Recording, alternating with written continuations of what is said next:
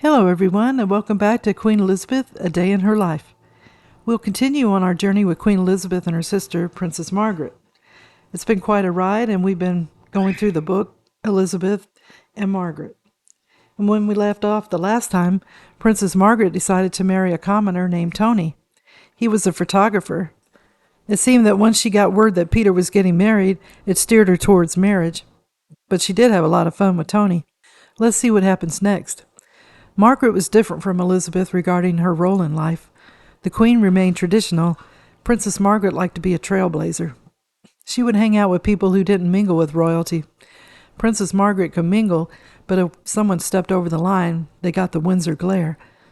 If someone said to her, "your sister," or "your father," they would get the glare. If she was staying at somebody's house, she wanted to try to help out. She'd lay the fire like she liked to do that. And she could be stripping wallpaper or washing up. She wanted an ordinary life, but not too ordinary. Royalty mattered most. Tony's business partner said, whenever they stayed with him for a weekend, you never knew if you were getting the friendly Margaret or talking to ma'am. A drag artist said that Margaret was witty and highly intelligent, but you always knew you were in the presence of a princess. One observer said that no one behaved naturally when she was there. She tried, but she always came off as condescending. She never really seemed to belong to that arty world. During this time, it became clear that Princess Margaret and Tony were alike.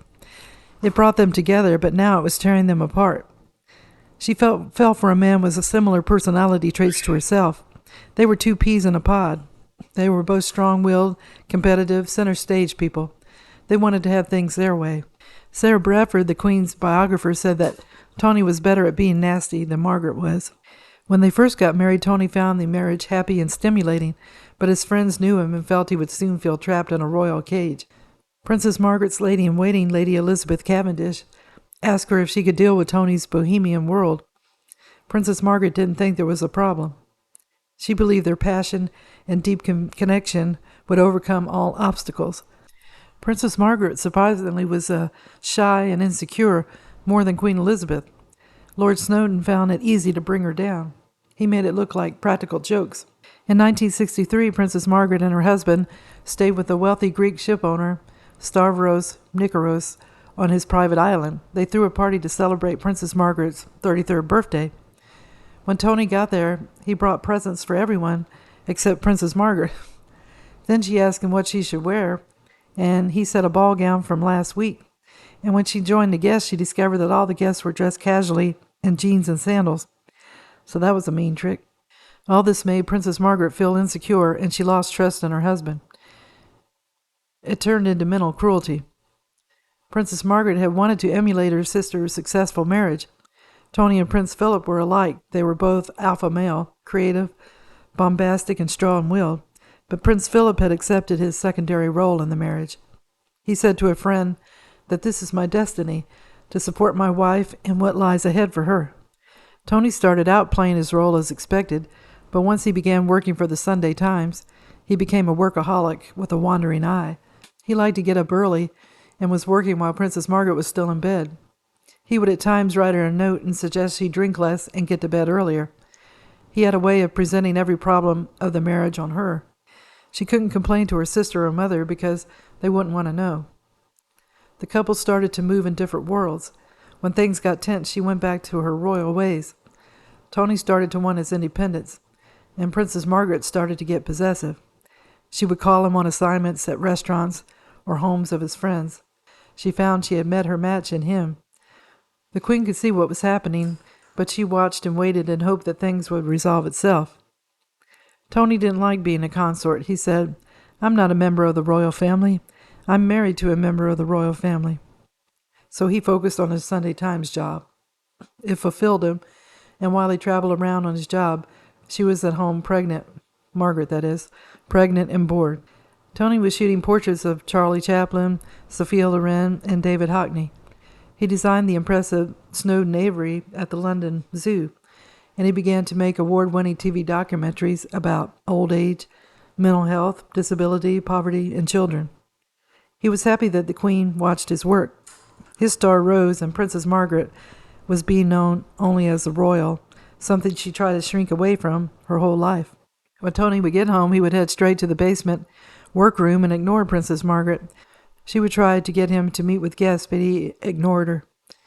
After the birth of their daughter, there was a strain in their 4-year marriage, but it wasn't the kids that were putting the strain on because they were loving parents with them.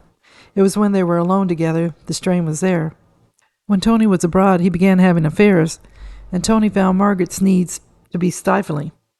With Tony neglecting her, she found other males' attention. She began hanging out with Anthony Barton, who was Tony's friend from Cambridge. It was thought that Tony set him up with her.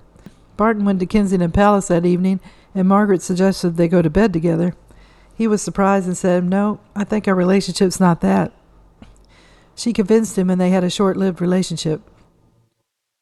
Princess Margaret confessed the affair to Barton's wife, Ava, over the phone. Princess Margaret hoped that this affair would make Tony jealous and bring him back to her, but it didn't. He kept on having affairs, but now more frequently. Princess Margaret had a brief fling with Robin Douglas Home, an aristocratic nightclub pianist and womanizer. He knew how to make her feel desirable again. When Princess Margaret got back to the Bahamas, she ended the month-long affair. He was a lover boy, but this ending of an affair shattered him. He went downhill and committed suicide 18 months later. Princess Margaret didn't go to the funeral. Margaret's house in Moustique was a place that Margaret liked to go twice a year, in February and late autumn. Tony didn't like the island or the people who owned it. And Princess Margaret went without the kids. She liked to collect shells on the beach. People felt that Princess Margaret was a royal hanger-on, sponging off the public. But Princess Margaret had continued to do her royal duties, but now her popularity was getting low. By 1973, the Snowdens were barely on speaking terms, and Tony had an affair with the daughter of his nearest neighbor. Princess Margaret was having sporadic flirtatious encounters. Tony would write notes in her bedroom drawers with one-liners like, "You're fat and I hate you," and he also put notes in her books. Princess Margaret couldn't bear to look at the notes, so she got a maid to. Another note said, 24 reasons why I hate you. And Margaret confided to a friend, "I can't think of 24 reasons to hate anybody." If they were in public, Tony would mimic her sarcastically. If she were singing at the piano, he would do a mock curtsy behind her. He would upset her before a grand event in order to make her look puffy-faced and red-eyed. One time at Clarence's house, they began to argue in front of the Queen Mother. She whispered to her page, "Come on, William, we're going into the pantry. We're not privy to this." Even though they were arguing, they still had a sex life. It was the last thing to die in the relationship. If it hadn't been for that, the marriage would have been over a lot sooner. The relationship and its stresses took its toll on Princess Margaret. Tony remained slim and fashionable, and Princess Margaret started chain smoking and drank whiskey. She gained weight and started to look frumpy. Princess Margaret didn't approve of a divorce because of her children, her religious faith, and her pride, and she didn't want to disappoint the Queen. Both Princess Margaret and Queen Elizabeth thought of a divorce and what their uncle had done.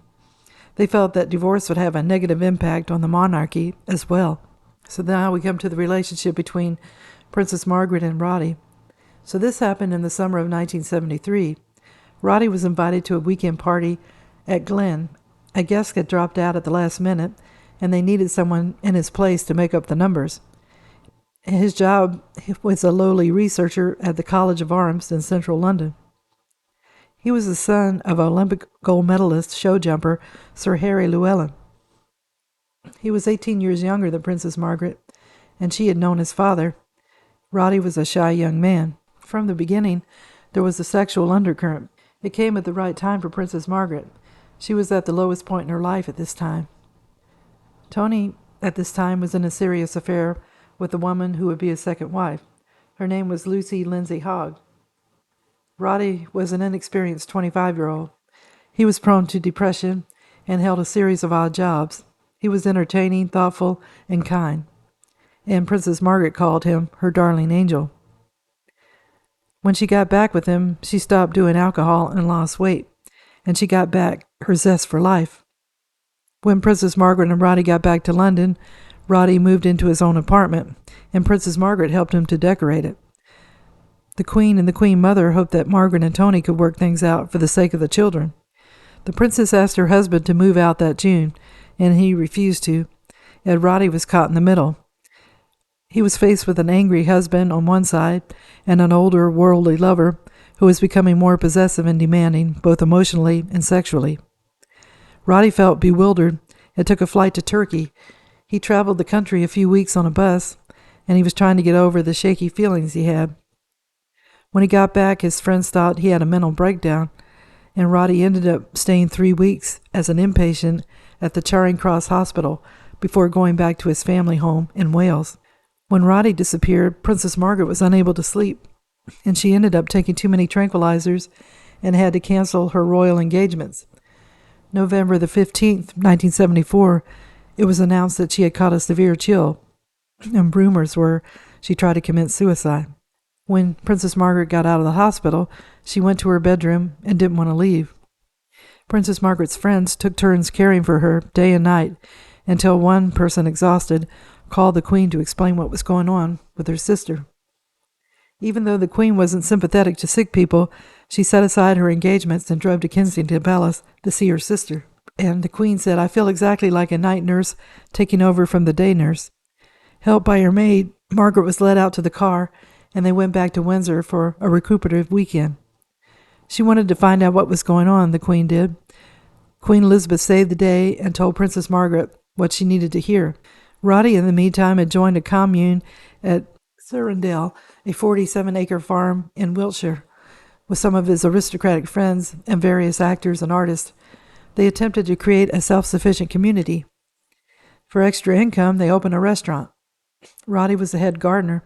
Roddy and Princess Margaret resumed their relationship, but at a calmer pace. When Princess Margaret learned of the commune living, she wanted to see what everyone was talking about. One night, she even spent the night there. When people found out that she was there, the lane by the place was packed with reporters and cameramen. The commune's days were numbered when the police discovered 300 cannabis plants under cultivation. Headlines appeared in the paper, "Margaret's darling angel on the dole." The Queen wasn't happy with Margaret going to a commune with an aristocratic hippies or having a relationship with the rootless dropout. But Prince Philip, he didn't find it hard to imagine, so that was pretty funny. The Queen didn't know what to do with her. She asked her secretary, Lord Martin Chatteris, "What are we going to do about my sister's gutter-sniped life?" Queen Elizabeth hoped that Princess Margaret could live with Tony under the same roof and maintain independent lives. If Margaret divorced, she would become the first member of the royal family to divorce since Henry VIII and Anne of Cleves in 1540. So I will end the video here. Princess Margaret takes the center stage in this episode. She found a person to marry who was a lot like she was. Unfortunately, they possessed traits that weren't meant to make a relationship last. The early years of the marriage were good, but later Tony didn't like being a consort and got a job of his own. This led to the marriage dissolving, with each of them having affairs. Tony could be cruel mentally, which brought a depression to Princess Margaret. She found happiness again with a lover 18 years younger than her.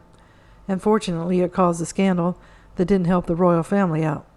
Queen Elizabeth was at her wit's end, as could be expected. In the next episode, we'll see what happens next in their world. I hope everyone enjoyed the video, and if you did, if you could give it a thumbs up, it would be greatly appreciated. I wish everyone a good day, and tune in again soon for another episode of Queen Elizabeth, A Day in Her Life. Thank you. Bye.